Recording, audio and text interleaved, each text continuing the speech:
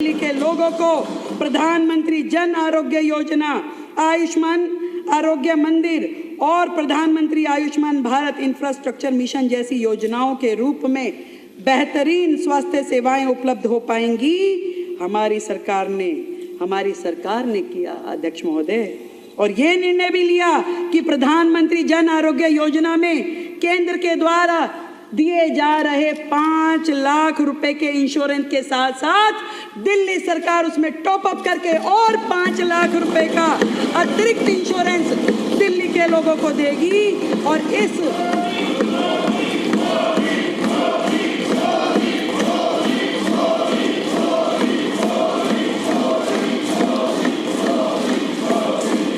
इस तरीके से दिल्ली की जनता को अब 10 लाख रुपए का इंश्योरेंस मिल पाएगा, और जिसके लिए हमने लगभग 2144 करोड़ रुपए आवंटित करने का प्रस्ताव किया है।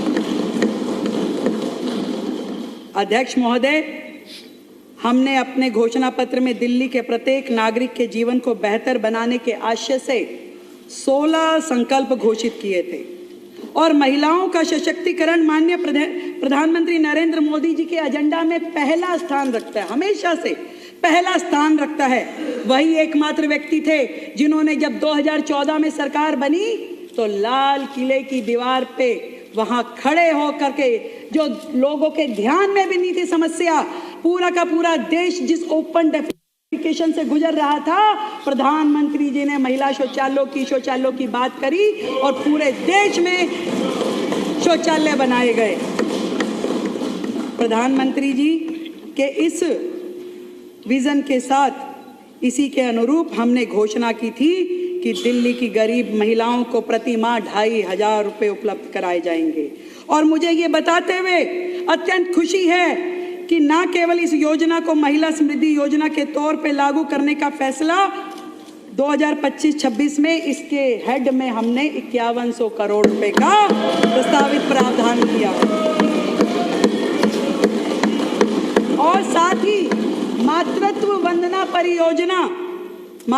वंदना परियोजना के अंतर्गत, जिसमें 21,000 रुपए गर्भवती महिलाओं को और 6 पोषण किट दी जाएगी, उसमें 210 करोड़ रुपए का प्रावधान किया है।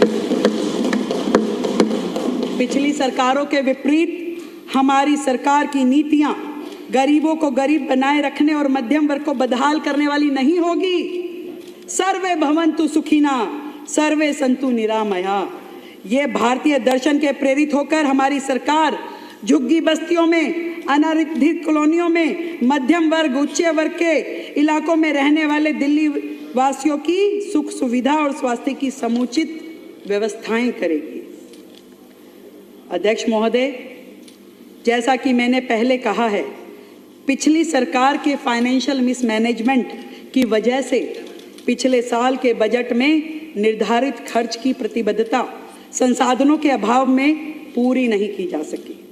अतः चालू वित्त वर्ष में आय और राजस्व की स्थिति को देखते हुए वित्त वर्ष 2024-25 के संशोधित बजट के अनुमानों को घटा करके 69,500 करोड़ करने का प्रस्ताव है। इस प्रस्तावित संशोधित बजटीय अनुमानों में 54,706 करोड़ रुपए का आवंटन राजस्व व्यय पर और 14,794 करोड़ रुपए का आवंटन पूंजीगत व्यय के ऊपर किया जाना प्रस्तावित है। 2024-25 के अनुमोदित बजट अनुमानों के में स्थापना और अन्य व्यय के लिए 37,000 करोड़ का प्रावधान किया गया है। संशोधित अनुमानों में इसे घटा करके 36,650 करोड़ रुपए कर दिया गया है।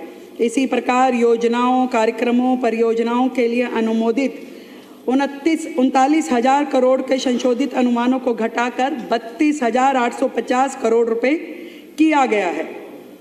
महोदय, 2024-25 के दौरान संशोधित अनुमानों में 163 करोड़ रुपए की द्वितीय और अंतिम पूरक अनुदानों की मांग की आवश्यकता होगी। इसलिए पूरक अनुदानों की मांग के अनुमोदन हेतु सदन में मैं अनुरोध करती हूँ। मैं सम्मानित सदन के समक्ष अगले वित्तीय वर्ष का अनुमान प्रस्तुत करती हूँ। मुझे फिर से ये घोषित करते हुए अत्यंत प्रसन्नता हो रही है कि इस वर्ष प्रस्तावित बजट अनुमान बढ़कर 1 लाख करोड़ रुपए का हुआ है और ये वृद्धि माननीय प्रधानमंत्री नरेंद्र मोदी जी के विजन के साथ उनके नेतृत्व में ही संभव हो पाई है। ये बात कहने में आज इस हाउस के माध्यम से मुझे गर्व की अनुभूति हो रही है। वर्ष 2025-26 के प्रस्तावित 1 लाख करोड़ रुपए के बजट की वित्तीय आपूर्ति 68,700 करोड़ रुपए के टैक्स रेवेन्यू से। आप ये मत सोचिए ये पूरा टैक्स रेवेन्यू एक बहुत बड़ा हिस्सा जिसे हम खुद जनरेट करेंगे। टैक्स रेवेन्यू से 750 करोड़ रुपए के नॉन टैक्स रेवेन्यू, 15,000 करोड़ रुपए लघु ऋण से, 1,000 करोड़ रुपए केंद्रीय सड़क निधि से और 4,128 करोड़ रुपए केंद्र पोषित योजनाओं से, 7,348 करोड़ रुपए भारत सरकार के द्वारा सहायता अनुदान से और बाकी राशि ओपनिंग बैलेंस से पूरा किया जाएगा। और इस पूरे के पूरे बजट में 1 लाख करोड़ में 72% जो है वो राजस्व व्यय है, कैपिटल एक्सपेंडिचर है और 28% पूंजीगत व्यय है। ये मैं आपको बताना चाहती हूँ। अध्यक्ष महोदय, इस बजट में हमारी सरकार ने 10 मुख्य बिंदुओं को, फोकस एरिया जिसे हम कहें, 10 फोकस एरिया को मैंने लिया है। पहला, इंफ्रास्ट्रक्चर डेवलपमेंट, क्योंकि हम सब जानते हैं कि पूरी तरीके से दिल्ली को इस प्रकार से हमारे हाथों में सौंपा गया है जहां इंफ्रास्ट्रक्चर है ही नहीं। तो पहला हेड जिसमें बुनियादी सुविधाओं, पानी, बिजली और सड़क का विकास, इसे हमने लिया है। हमारा लक्ष्य है कि इस बजट से इंफ्रास्ट्रक्चर पे केवल बातें नहीं और एक मजबूत नींव दिल्ली में डाली जाएगी जिसमें स्मार्ट इंफ्रा, स्मूथ रोड्स और सीमलेस कनेक्टिविटी, अब यही होगी दिल्ली की पहचान। अब दिल्ली केवल सिर्फ ट्रैफिक जाम के कारण चर्चा में नहीं रहेगी, बुलेट स्पीड डेवलपमेंट भी इसकी हकीकत होगी। ऐसा बजट हम प्रस्तुत कर रहे हैं। एक समय दिल्ली के मालिक दिल्ली को लंदन बनाने का सपना दिल्ली वासियों को देखा।